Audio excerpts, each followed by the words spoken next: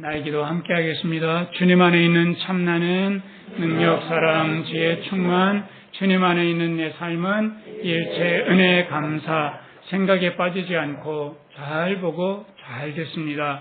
문화겠지, 사랑에 행복하게 마음 나누기로 하나님께서 기뻐하시는 제사를 드립니다.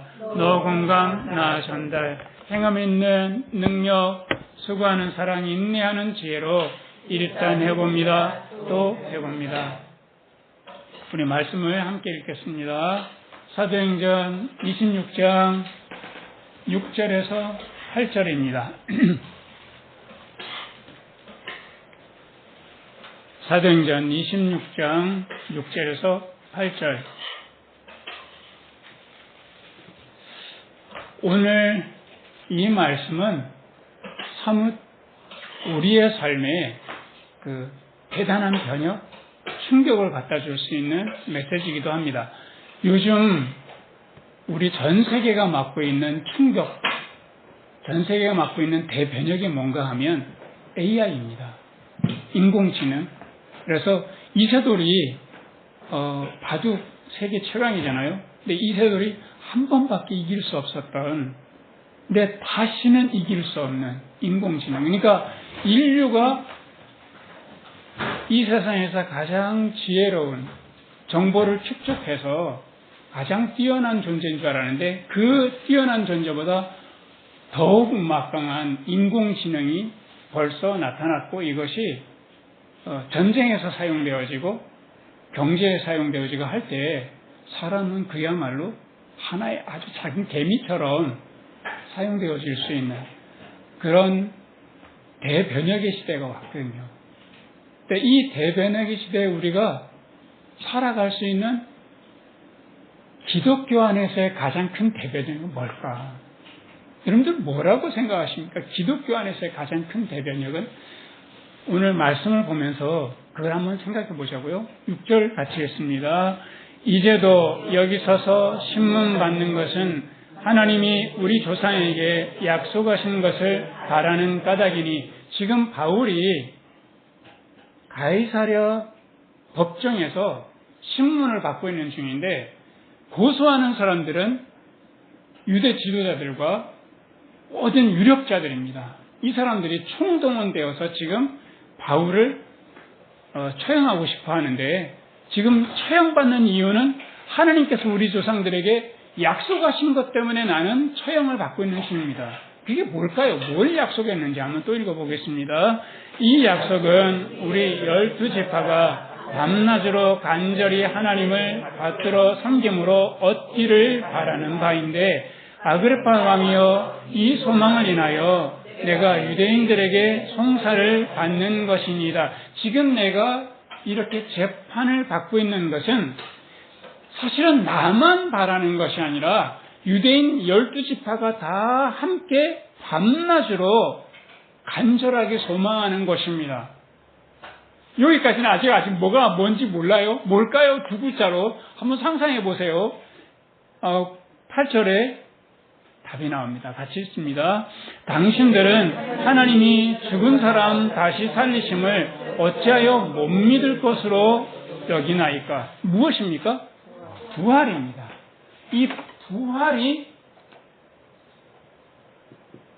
예수님께서 전하신, 예수님께서 온 삶으로 살아내신 가장 아름다운 것인데, 부활이 왜 그렇게 이스라엘 사람들도 간절하게 바라고, 하나님께서 내가 부활을 약속해 주리라 했던 그 말씀인데도 불구하고 유대인들은 그렇게 부활에 대해서 강력하게 부정했을까요? 그렇게 소망하는 건데 실제로 왔는데 그거를 부정하더라는 거예요. 어떻게 이럴 수가 있냐고요. 아니, 내가 너무 큰 부자가 되고 싶었는데 우리 집에 갑자기 돈 100억이 생겼어요. 그러면 기뻐해야 되잖아요. 근데 이거 아니야, 이거 무효야, 무효. 왜 이러냐는 거죠. 예수님께서 말씀을 전하실 때에 그분의 그 메시지를 크게 세 가지를 요약하자면 이겁니다. 내가 율법을 폐하러 온 것이 아니라 율법을 사랑 안에서 완성하러 왔다. 진리를 알지니 진리가 너희를 뭐하게 하리라? 어디에서요? 율법에서 자유하게 하리라. 그래서 이 율법을 자유케 했는데 이 말씀을 듣고 유대 지도자들은, 특별히 바리새인들은 기뻤을까요? 불편했을까요? 너무 불편했어요. 이 사람들은 어렸을 때부터 율법을 통해서 자라났고 율법을 온 삶으로 받아들여서 이거를 삶의 규범으로 삼고 종교 규범으로 삼았기 때문에 율법을 완성해? 그러면 우리가 지켜가야 될 게 뭐야? 하고서 혼란이 온 거예요. 그 다음에 예수님께서 또 전하셨던 것은 하나님 나라에 대해서인데, 하나님 나라가 언제 오는 겁니까? 라고 할 때 예수님께서 하나님 나라는 여기 있는 것도 저기 있는 것도 언제 오는 것도 아니라 하나님 나라는 어디 있다? 너희 안에 있다라고 하니까 유대인들은 이 말씀을 듣자마자 이게 무슨 이야기야? 지금 우리가 하나님 나라가 오기를 간절히 소망하고 있는데 로마 제국의 압제 속에서 우리 여전히 있는데도 하나님 나라가 우리 안에 있다고? 이거는 이해할 수가 없는 거예요. 그런데 예수님께서 하셨던 마지막 선포가, 이 세 번째 메시지가 유대인들의 마음을 뒤집어 놓은 건데, 예수님께서 뭐라고 말씀하셨냐면 나는 부활이요 생명이다 라고 말씀하셨어요. 지금 유대인들은요 부활을 소망하고 있잖아요. 만약에 예수님께서 우리에게 다 함께 언젠가 부활할 것이다 라고 했다든지, 나는 생명이요 하지 않고 만약에 나는 목숨이다, 언젠가 영원한 생명을 얻게 되겠지요 라고 했다면, 나는 부활이 될 것이고 나는 지금은 목숨이지만 언젠가는 생명을 얻게 될 것이다 라고 했다면 아무 문제 없어요. 근데 예수님께서 뭐라 말씀하셨냐면 이건 폭탄 선언인 거예요. 나는 부활이요 목숨이 아니라 뭐라고요? 목숨과 생명은 성경에서 쓰는 용례가 완전히 다릅니다. 목숨은 그야말로 목에 달린 숨, 이 끊어지면 사람이 죽는 그 목에 달린 숨이고, 생명은 영원한 생명을 의미합니다. 근데 영원한 생명이, 부활이 언제 있다는 거예요? 나중에? 지금 어디에? 여기에 있다는 거예요. 이게 이스라엘 사람들한테는 충격인 거예요. 그래? 그럼 내가 너를 한번 핍박해 볼 테니까 핍박을 받으면 정신을 차리겠지 네가. 하나님 나라가 핍박을 받으면, 고생스러우면 하나님 나라가 느껴지겠어? 하고 예수님에게 가는 곳마다 따라다니면서 핍박했죠. 흔들리지 않아요. 하나님 나라를 끊임없이 외쳐요 라고 하니까, 그러면 최후의 수단으로 내가 너를 로마 병정들의 손에 의해서 죽게 할게. 그래서 유대 지도자들이 힘을 합쳐서 예수님을 죽였잖아요. 그래서 끝난 줄 알았어요. 근데 제자들이 더욱 왕성하게, 핍박을 해도 안 되고 이건 죽여도 안 되는 문제인 거예요. 더 왕성하게 교회를 키워가는 걸 볼 때 이거는 유대인들은 엄청난 위기감을 느꼈는데, 거기에서 가장 지도자가 될 만한 사람이 누구였어요? 당시에 바울이었어요. 이 바울이 이 유대인들만 전한 것이 아니라 더 화가 나는 것은, 어디까지 가가지고 너희가 하나님의 자녀가 될 것이다 라고 말씀하시냐면 이방인들까지 가가지고 말씀을 전하는 거야. 이건 도무지, 이 예수를 죽였는데 이 바울 하나 못 죽이겠냐고요. 그래서 예수를 온 이스라엘 사람들이 총동원이 돼서 십자가에 처형했던 것처럼 바울도 지금 처형하고 싶은 거예요.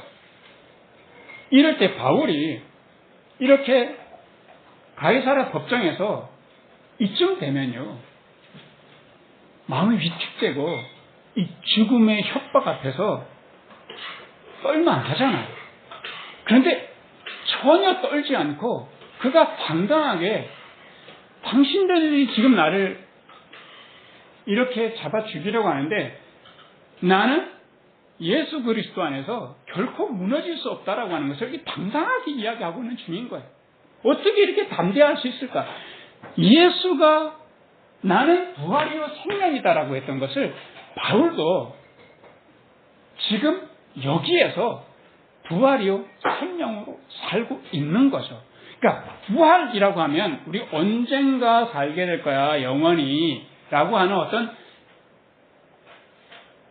삶의 온전한 변화 또는 사람 자체가 영원히 죽지 않는 몸으로 변하는 그런 어떤 신체의 변화 이런 부활을 생각할지 몰라도 부활은 이미 내 안에 지금 여기에 침투해 있다는 거예요.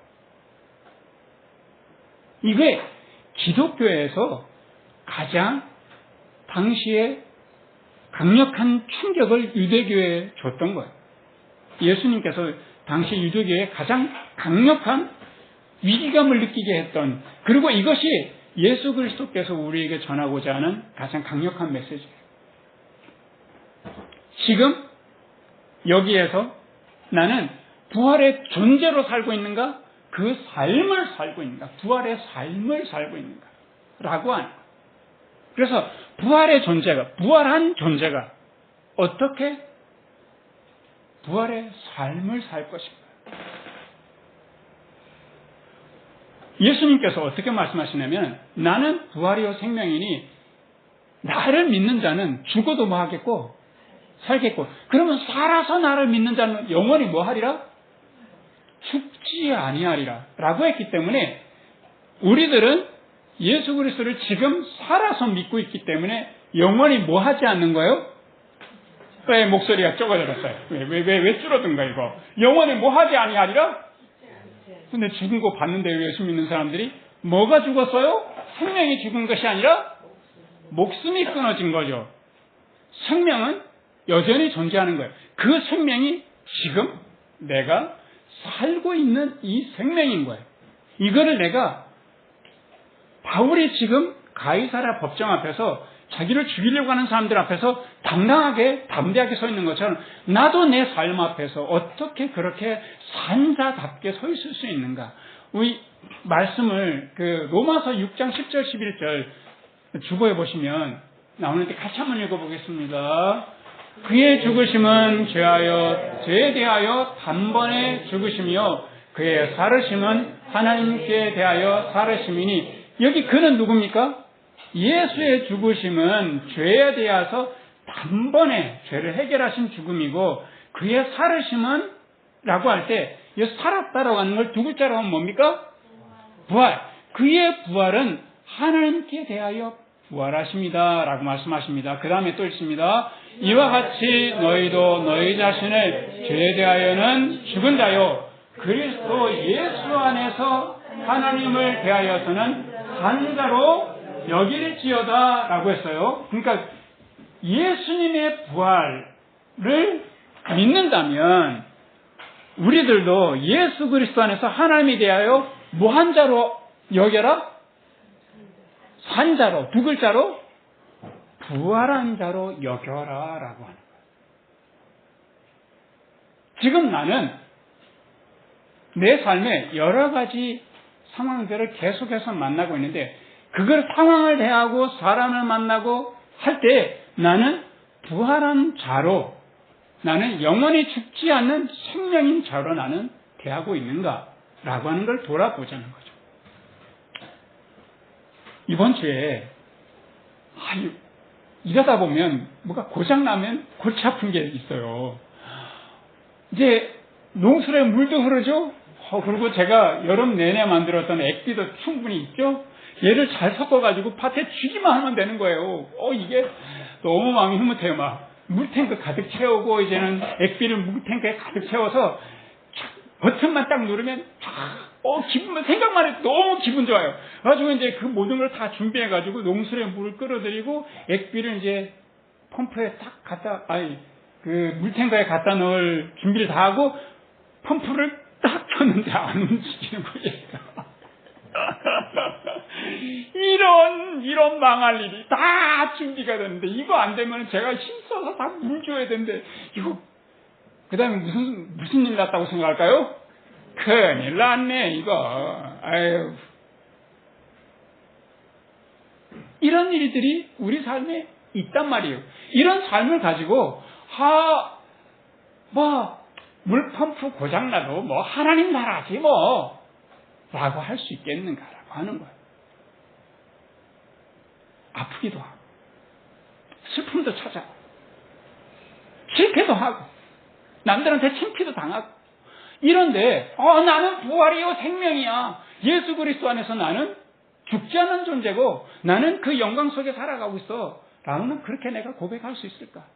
하나님에 대하여 부활한 자로, 산 자로 여길지어다.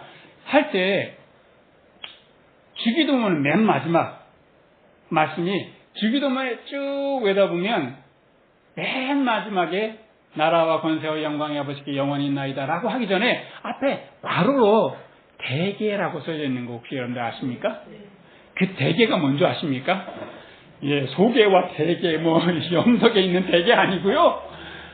대계, 어떤 번역에는 나오고 어떤 번역에는 안 나오는데 대개는 이 말씀은 나오더라는 말씀인데, 나라와 권세와 영광이 아버지께 영원히 있나이다 이 말씀이 그 앞에는 실제로는 어떤 말씀이 단어가 하나 빠지 않냐면, 이렇게 기도했습니다. 이렇게 기도한 이유는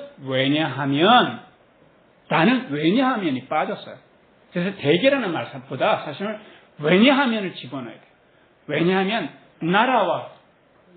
하나님의 나라와 하나님의 권세와 하나님의 영광이 영원히 주님께 있습니다. 라고 하는 그 고백인 거예요. 이게 하나님에 대해서 그렇게 우리가 부활한 자인 것을 믿는다면, 하나님에 대해서 하나님의 나라를 정말로 내가 받아들이고 권세와 영광을 내가 믿는가라고 하는 거예요. 믿는다면 하나님의 것은 누구 것이 되는 거예요? 내게 되는 거예요.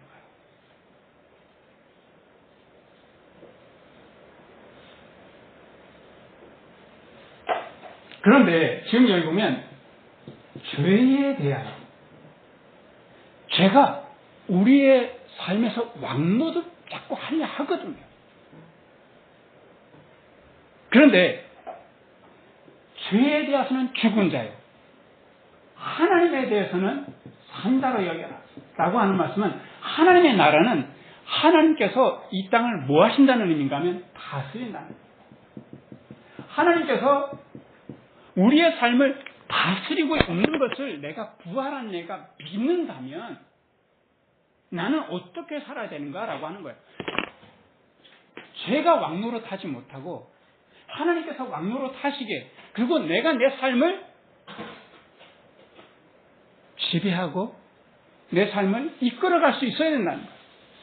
바울이 법정 앞에서 떨지 않고 있었던 것처럼, 내가 불행한 일을 만나고 내가 마음 상한 일을 만날 때 그때조차도 내 생각과 내 사성의 죄에 끌려가지 않고, 생각이라는 것과 사성에 끌려가지 않고, 내가 살아갔던 대로 살아가지 않고 다른 선택을 하라는 거예요.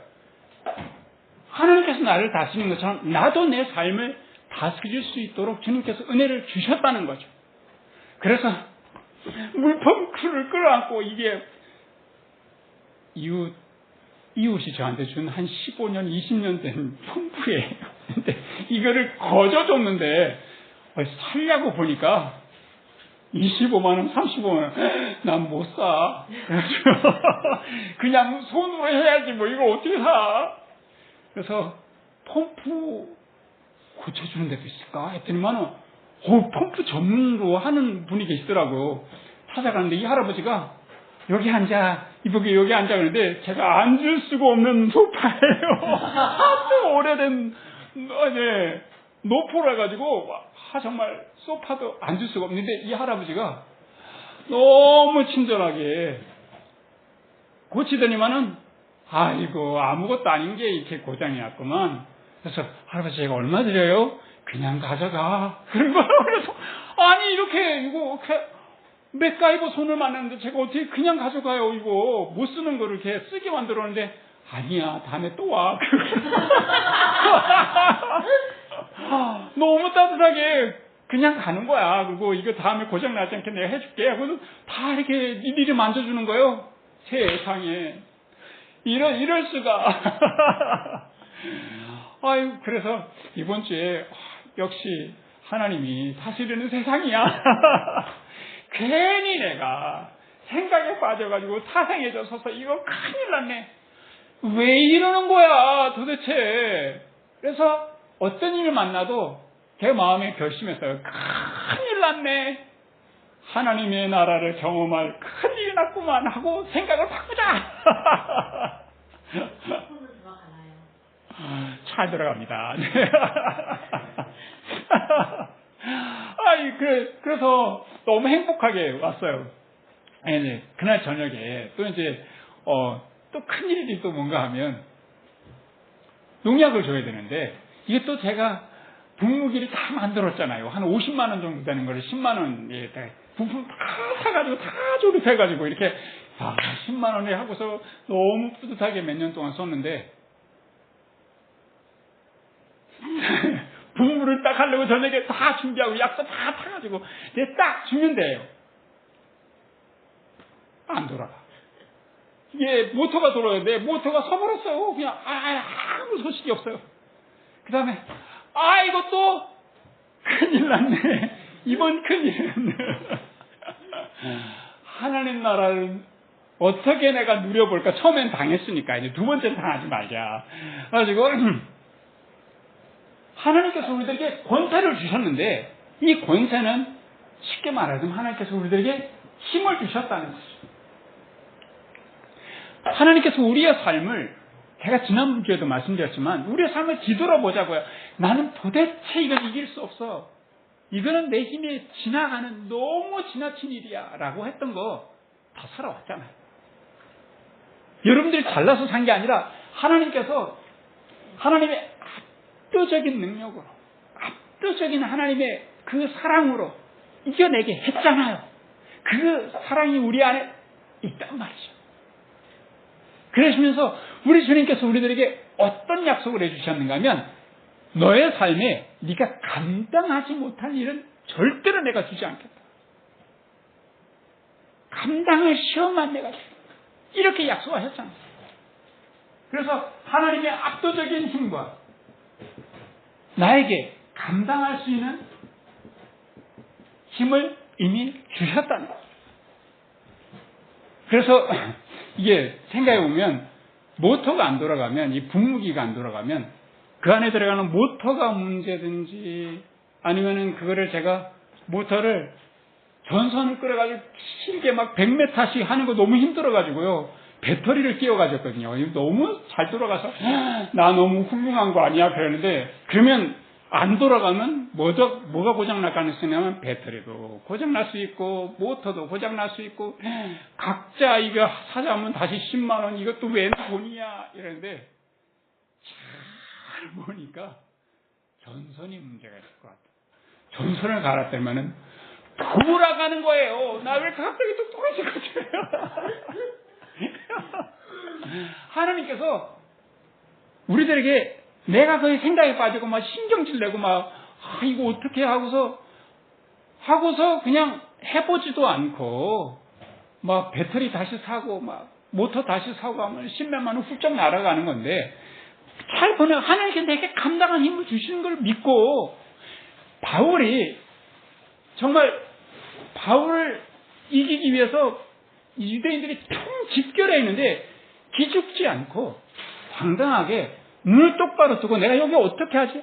하나님께서 내게 이 상황을 이겨낼 수 있는 압도적인 힘을 하나님께서 이미 나에게 쓰고 계시고 내게 감당할 힘을 주셨다는데 나는 어떻게 하지? 라고 할 때 패부를 찌르는 거예요. 당신들은 지금 나를 잡으려고 하는데 하나님께서 약속하신 부활이지 않냐? 근데 당신들의 생각이 틀렸다는 거죠. 나중에 언젠가 올 그 부활을 너네 생각하고 있기 때문에 지금 여기서 메시지를 전하는 예수를 죽이려고 했던 것이고 그리고 지금 나를 넘어뜨리려고 하지만 나의 담대함을 보라 이거예요. 바울이 주님의 힘을 내가 받은 줄 알고 있기 때문에 감당할 힘이 있는 걸 알고 똑바로 눈을 뜨고 보는 거예요. 감당할 수 있어요. 미치겠네. 이걸 내가 어떻게 하라는 거야. 못 살아. 이게 문제인 거예요. 제가 수없이 말씀드리죠. 하나님 나라는 이미 우리들 안에 찾아와 있는데 아직 오지 않았다는 거죠. 아직 아닌 거예요. 아직 오지 않은 거는 하나님 나라가 무슨 불완전하다. 하나님 나라가 여전히 미완성이다. 이런 걸 말하려고 하는 게 아니에요. 내 안에 생각과 사상이 자꾸 죄에 끌려가게 만든다는 거죠. 여기서 죄는 나 거짓말했어요. 난 사기쳤어요. 이런 거 아니에요. 여기서 죄는 하나님과 디귿지읒으로 되는 거죠. 뭐죠? 하나님과 뭐 한 거? 하나님과 단절인 거예요. 단절. 그래서 하나님과 단절되어 있기 때문에 이미 온 하나님 나라를 내가 누리지 못한다는 거죠. 주님께서 주신 힘을 좀 뭐 해라? 써먹어 봐야 알죠. 내가 일상에서 제발 좀 써먹어요. 뒀다 뭐 할 거예요? 뒀다가 귀한 거 뒀다가 뭐 돼요? 제가 이야기 안 할 거예요.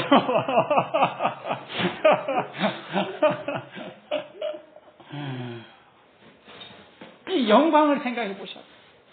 이 영광은 주님께서 우리들에게 주신 빛이에요. 말씀해 보시면 고린도후서 4장 6절에 제가 읽어드릴게요. 들어보세요. 어두운 데서 빛이라 하시던 그 하나님께서 예수 그리스도의 얼굴에 있는 하나님의 영광을 아는 빛을 우리 마음에 주셨다. 하나님의 영광을 아는 빛을 우리 안에 이미 주셨을까요? 주실 겁니까? 내가 믿든 안 믿든 이미 주셨다는 거예요. 빛이 우리 안에 이미 있다는 거예요. 부활의 능력, 부활의 빛, 하나님께서 이미 우리들에게 주셨어요. 여러분들 주택에 사는, 아파트 살면 편한 게 많지만 주택에 사는 것 좋은 점도 있어요. 이렇게 여름에 장마 쭉 돼가지고 이불이 꿉꿉한데 어느 해가 반짝 나잖아요. 그러면 이불을 바깥에 쫙 열어놓고, 그리고 밤에 하루 종일 해를 쐈던 이 이불을 덮고 잘 때 이불에 무슨 냄새 나게요? 고소하고 막 달콤한 이 햇빛 냄새가, 싱그러운 냄새가 너무 좋아요. 내 마음속에 하나님의 빛을 가득 들어놓으셔요. 콩콩한 이런 냄새나는 여름에 깨끗한 그런 그 우중충한 음습한 이런 내 마음속에 하나님의 빛을 가득 드러나서 하나님께서 내게 어떤 은혜를 주고 계시지? 나는 어떤 축복을 받고 있지? 나는 지금 어떤 사랑 안에 살아가고 있는 거야? 생각하면 생각할수록 내가 지금 만나고 있는 문제가 내가 감당할 수 있는 거구나. 이 별거 아닌 건 아닌 거예요. 내가 감당해야 되는 일이긴 해요. 내가 감당할 수 있는 일이구나. 하나님께서 이 일을 통해서도 한 걸음 더 나가게 하고 사랑으로 더 나가게 하고 주님을 더 닮게 하는 축복으로 주셨구나 할 수 있다는 거죠. 자꾸 그래서 빛 가운데 자꾸 나를 내어놓으시라는 거예요. 이렇게 하다 보면 내 안에 달빛처럼 나도 모르게 하나님의 빛을 받아서 자꾸 빛을 비추게 되는 거죠. 그래서 바울이 이 가이사랴에서 유대인들이 총 집결해서 바울의 발을 잡고 바울을 죽이려고 제거하려고 했지만 바울은 못 잡았어요. 왜냐하면 그 안에 있는 강력한 힘과 강력한 빛을 어떻게 붙잡을 수 있겠냐고. 결국에는 바울이 로마까지 가서 이방의 빛으로 말씀을 전할 수 있게 되었다는 것이죠. 제가 거듭 말씀드리지만 내가 나를 뽑지만 않으면 주님께서 주신 빛과 주님께서 주신 힘, 다스릴 수 있는 이 능력이 내 안에 드러날 수밖에 없다는 거예요. 나만 스스로 좌절하지 않으면, 내 안의 빛과 능력은 저절로 빛을 발하게 되고 저절로 힘을 내게 돼 있다는 것이에요.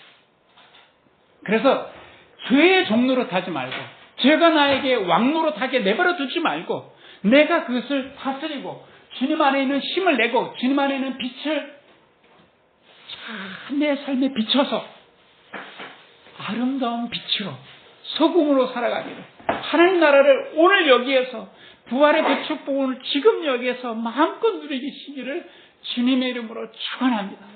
우리 같이 기도하겠습니다. 우리 하나님 감사합니다.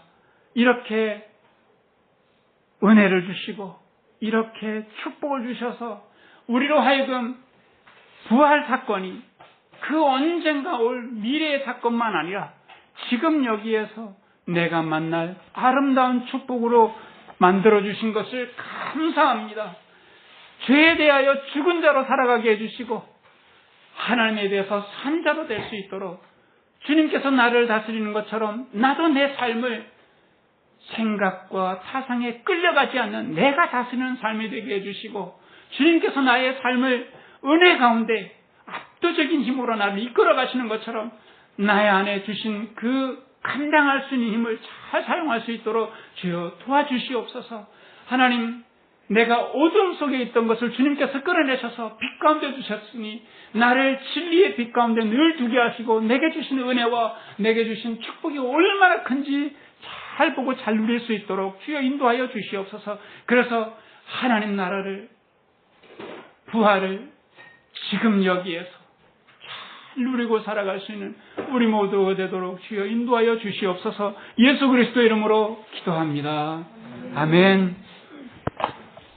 우리 찬송가 408장 같이 부르면서 준비한 은금 드리도록 하겠습니다.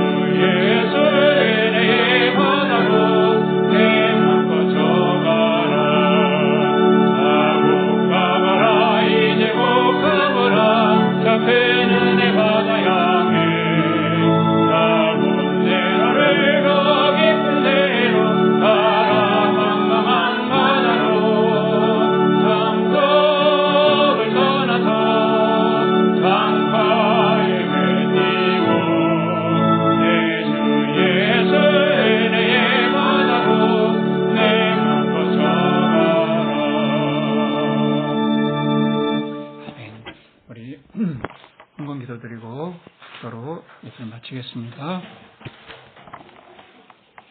죽을 수밖에 없는 우리들에게 영원한 삶, 하나님 나라, 부활의 이 은혜와 축복을 주셔서 감사합니다. 늘 삶의 어두운 힘에 끌려다닐 수밖에 없었던 우리들이었는데 삶을 정복하고 다스릴 수 있는 권세와 힘을 우리에게 이미 주시니 감사합니다. 어둠이었던 우리들을 불러내셔서 빛을 비춰주시고 또한 세상이 빛이 되게 하시니 또한 감사합니다. 이 은혜, 이 축복 참으로 우리의 삶에 잘 누리며 살아가도록 주여 도와주시옵소서. 감사한 마음을 담아서 주님께 이 예물을 기쁜 마음으로 드리오니 주님 받아주시고 주님의 나라와 교회를 위해서 귀하게 사용하여 주시옵소서. 이제는 우리 주 예수 그리스도의 은혜와 하나님 아버지의 사랑과 성령님의 마음을 움직이시는 역사가 예수님처럼 바울처럼 부활을 지금 여기에서 살아가기를 소원하는 우리 교우들과 함께 계시기를 간절히 축원하옵나이다. 아멘. 감사합니다.